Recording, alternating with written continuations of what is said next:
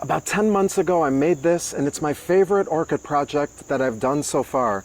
This is a Phalaenopsis orchid that I mounted right on this terracotta vase with some sphagnum moss around it in order to retain some moisture.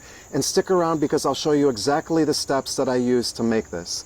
And to maintain this, all I do is I simply fill the vase with water here, and I do use a fertilizer solution occasionally as well.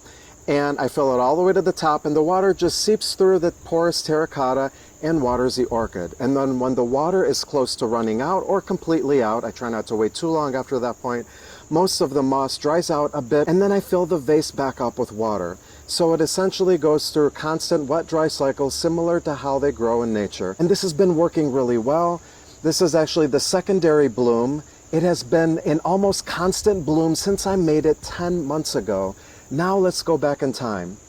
Here's the same plant 4 months ago when it was in full bloom, and this is how I made it 10 months ago.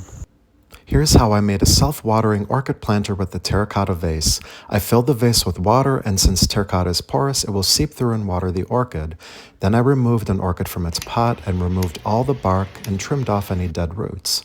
Then I took some clear fishing string and tied the orchid to the vase, using the 2 old dried up flower stalks to secure the plant. Then I secured the orchid to the vase using the fishing string and then loosely tied the roots so that they were in contact with the terracotta. Then I volunteered a helping hand, literally, to hold some sphagnum moss that I soaked in water and continued to wrap the fishing string all the way around until the roots were covered. I added more moss to the neck to hide the fishing string and kept going until I was happy with the appearance.